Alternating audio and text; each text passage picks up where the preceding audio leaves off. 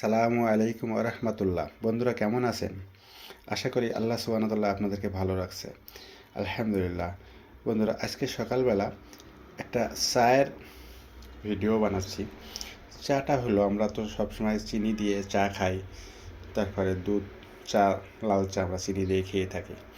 তো এখন তো মোটামুটি শীতের সিজন, সব জায়গায় খাঁটি খেজুরি গুড় পাওয়া যায়, কম বেশি একটু খোঁজ করলে পাওয়া যাবে। তো খাঁটি খেজুরি গুড়ের চা কত সুস্বাদু হয়, মজাদার হয়, টেস্টি হয়, এটা দেখানোর জন্য আমি আপনাদেরকে অনুরোধ করছি আর আপনাদের কাছে এসে গেছি।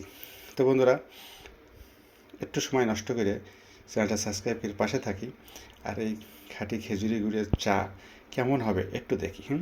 তো আমি এই জন্য গুড় নিয়ে নিয়েছি সামান্য, 2টা লং মরিচ, দুইটা এলাচ, সামান্য দারুচিনি, 2টা তেজপাতা, আধা কেজি দুধ নিয়েছি, একের খাঁটি গরুর দুধ, আর চা পাতা নিয়ে নিয়েছি 3 চা চামচ। চুলার ওপর একটা হাঁড়ি নিয়েছি ছোটোখাটো, এই হাঁড়ির মধ্যে আমি চাটা বানাবো। তো শুরু করা যাক বন্ধুরা। বন্ধুরা আমি চুলাটা অন করে দিয়েছি আর গুড়টা আমি একটু জাল করে নিচ্ছি আগে। আমি 150 গ্রাম মতন গুড় নিয়েছি, দানাদার খেজুরি গুড়, অরিজিনাল, কোনো ভেজাল ছাড়া। এই গুড়টা আমরা যশোর থেকে সংগ্রহ করছি। গুড়টা আমি ভালো করে ফুটিয়ে নিব, তারপরে দুধ দিব। দেখুন বন্ধুরা, আমি গুড়টা কী পরিমাণ ফুটাই নিচ্ছি। এভাবে গুড়টা আমি ফুটাই নিলাম। এখন আমি এই হাফ কেজি গরুর দুধ এর মধ্যে ঢেলে দিব। আমি দুধ দিয়ে দিলাম। আমি দুধে কোনো পানি দিয়েছি না, সম্পূর্ণ খাঁটি দুধ। একদিন এভাবে চা বানিয়ে খেয়ে দেখবেন, কত সুঘ্রাণ, কত স্বাদ। সারা ঘর তো খেজুরি গুড়ের ঘ্রাণে ভরে যাচ্ছে।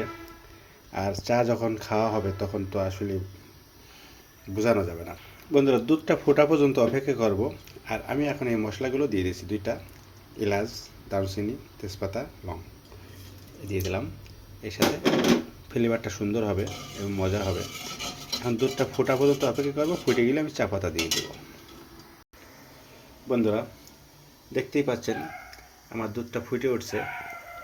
এখন আমি এখানে 3 চা চামচ চা পাতা দিয়ে দিলাম। দুধ বুঝে চা পাতা দেওয়া লাগবে, যে পরিমাণ দুধ হবে ও পরিমাণ মিষ্টি দেওয়া লাগবে এবং চা পাতা দেওয়া লাগবে। এখন আমি এটাকে মিক্স করি।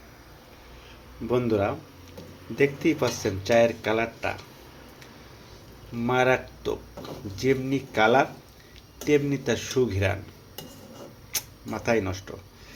যে স্মেল ছড়াচ্ছে সারা ঘর ভরে যাচ্ছে, পেট ভরে যাচ্ছে। আর কালারটা দেখেন, এই চা যে খাইছে না সে যেন জীবনে কোনো চাই খাইছে না। এই চা যে খাবে সে যেন জীবনে প্রথম চা খাবে। একটা দিন ট্রাই করবেন বন্ধুরা, একটা দিন। কতই তো চা খাই আমরা, কত দামি দামি জায়গায় দিয়ে চা খাই।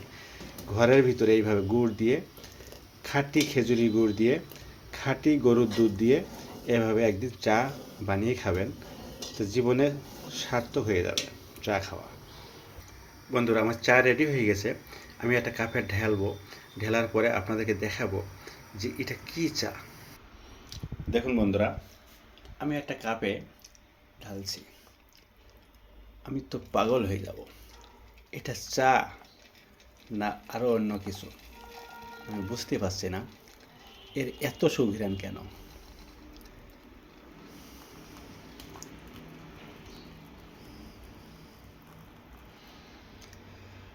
উফ, সুঘ্রাণে আমার পেট ভরে গেল।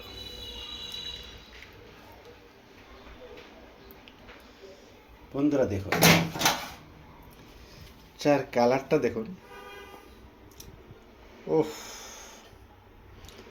এত সুঘ্রাণ আমি কোনো চাই পাইছি না। খাঁটি খেজুরের গুড়, খাঁটি গরুর দুধ।